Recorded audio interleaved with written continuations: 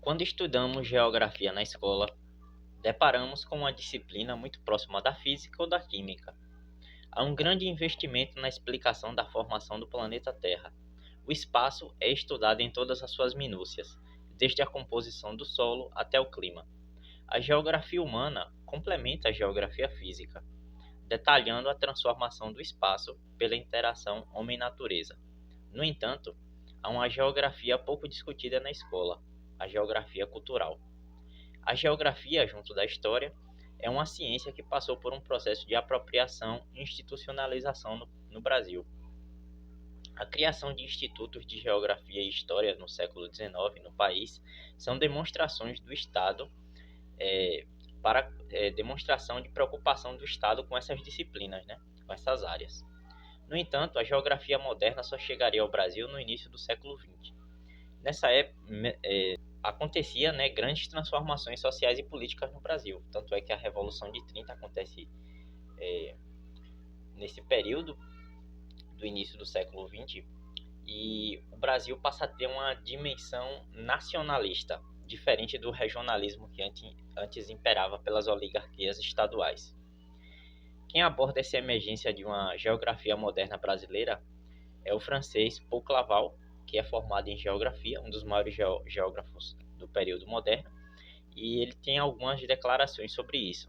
Abro aspas. A geografia chega ao Brasil no início do século XX.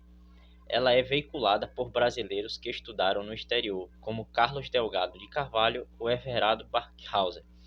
A inspiração é francesa para o primeiro e alemã para o segundo.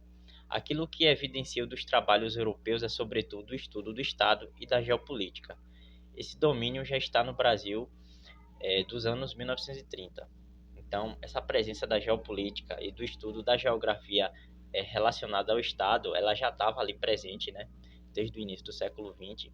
Esses dois geógrafos brasileiros, Carvalho e Beckhauser, eles foram assim os pioneiros dessa geografia nova, né, que não estava atrelada a relatos de viajantes ou era um outro tipo de geografia. A geografia universitária ganharia pouso logo após. A modernização do ensino superior no Brasil reformou os currículos e abriu novos cursos de formação. É uma universidade influenciada pelo modelo francês. Muitos intelectuais vieram ao país e contribuíram com a criação de cursos de graduação e pós-graduação, principalmente no Sudeste.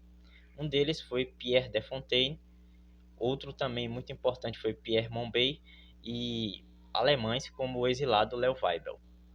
Uma geografia antes voltada para o Estado e a geopolítica agora incorpora estudos estatísticos, análise de campo, cidades e regiões. Mas dentro dessa nova geografia, um método se destaca. É a geografia cultural de De Fontaine. Suas pesquisas sobre as origens da cidade no Brasil, né, tratam do papel central que as igrejas tinham no povoamento e territorialização de espaços. Apesar de suas contribuições teóricas, a geografia cultural continuou à margem da universidade no Brasil. Ao fim da ditadura civil-militar no país, a abordagem quantitativa se tornaria majoritária na geografia. Isso não significa que os estudos culturais deixaram de existir na disciplina, mas que o paradigma quantitativo era grande demais para que outras propostas ficassem em evidência.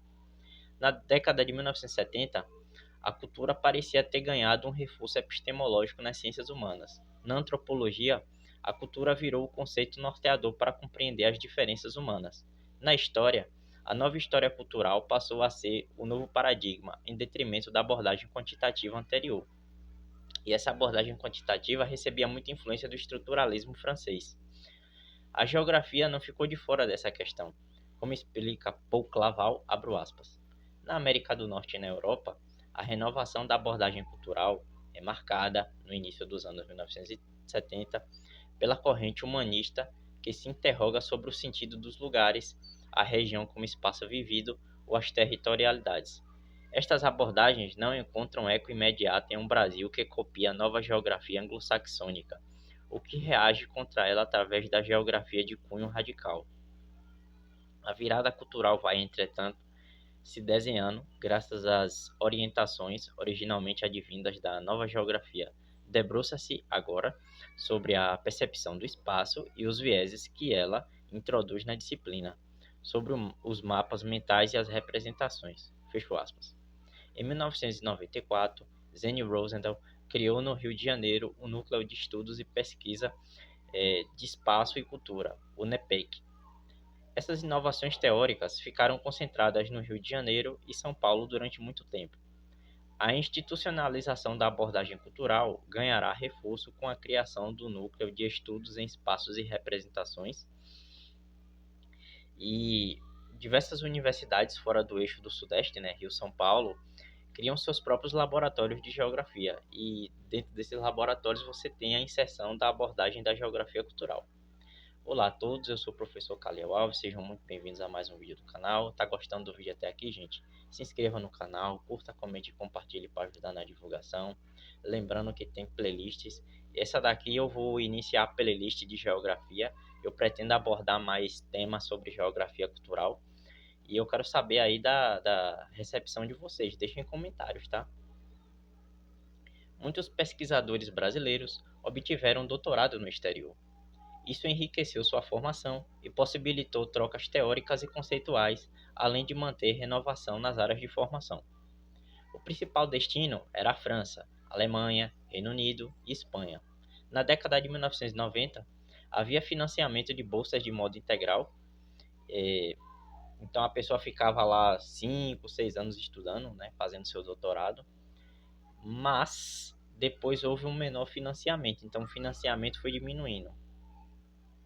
A prioridade foi para a bolsa sanduíche, e as bolsas sanduíches os doutores reclamam bastante, né? Porque o valor é menor, o tempo também de estudo é menor, é difícil para você ficar convertendo dinheiro. Eu já vi muitas críticas sobre essas bolsas sanduíches. A quantidade de doutores sem experiência de trabalho no exterior acabou aumentando, e a consequência disso também é a diminuição das trocas, né? Eram essas renovações teórico-metodológicas trazidas por meio desses doutores que estudavam fora que garantiam uma melhor exploração da diversidade cultural e geográfica do país. Cada região adquiriu dinâmicas próprias de povoamento, produção e linguagem. A Igreja, no Brasil, centralizou o povoamento de cidades e vilas Brasil adentro. Porque geralmente como é que ocorre o processo de povoamento no Brasil? Alguém funda uma igreja, e aí a cidade vai surgindo em volta dessa igreja. Então a igreja centraliza, né? Diferente de outros lugares onde a praça do poder que se centraliza a cidade, no Brasil é a igreja. A religião católica no Brasil também é outro fator importante, porque ela está mais preocupada em atender às demandas sociais do que em promover seus dogmas. Claro que existe a igreja reacionária, a igreja conservadora no Brasil, mas o cristianismo popular, representado principalmente por Canudos, é esse cristianismo aí que tem grande influência na população brasileira. A interação das populações europeias, africanas e indígenas ocorreu de modo variado no espaço brasileiro. A geografia cultural necessita compreender essas relações para não generalizar e descontextualizar. Embora alguns fenômenos, como o cristianismo e a mão de obra escrava, sejam uma constante na formação espacial brasileira. Claval aborda questões da atual urbanização na geografia cultural. Abro aspas. A população brasileira está cada vez mais urbanizada. A abordagem cultural se interessa pelas diversas formas de segregação das cidades brasileiras por suas favelas e seus condomínios fechados. Os problemas que assolam as cidades, a prostituição, a criminalidade e o tráfico de drogas são objetos de pesquisas sérias. Fecho aspas. A geografia histórica relaciona a formação espacial do passado com o presente, demonstra suas continuidades e rupturas culturais. O Brasil é um país que cresce do litoral para o interior num processo de longa duração. Com as guerras com os países vizinhos, o Brasil acrescentou várias porções territoriais, como na Guerra do Paraguai, a Guerra do Acre. Mas a maritimidade da nação brasileira não deve ser negligenciada nos estudos sobre o país. A população ribeirinha no Brasil é imensa.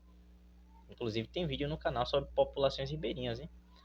Entra nesse quesito o fator da territorialidade, como bem observa Claval, abro aspas.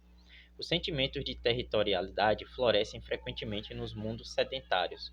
Eles também existem no Brasil, mas são mais frágeis que em outros lugares.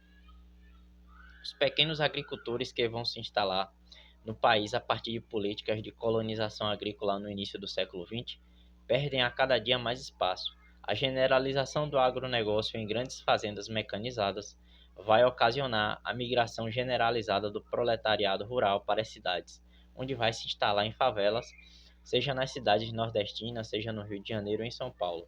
A valorização dos cerrados vai favorecer a migração de agricultores sulistas até as bordas da região amazônica. Fecho aspas. O lugar público e os papéis que os sujeitos desempenham nesses espaços também devem ser motivo de pesquisa. Objeto de estudos sociológicos e da antropologia urbana, passou a ser um fenômeno de investigação da geografia cultural. O espaço público no país tem relações muito confusas de acesso e preservação desses locais. Então, é um espaço público, mas que o público não pode adentrar ou não pode usufruir. É uma questão muito complexa o lugar público no Brasil.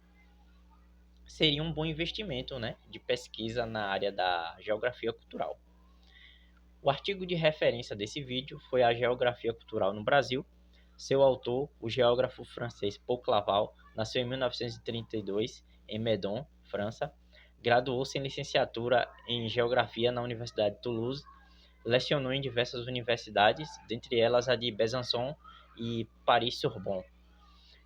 O artigo faz parte de uma coletânea, Visões do Brasil, Estudos Culturais em Geografia. Temos dois organizadores, Francine Barthé-Deloise e Ângelo Serpa.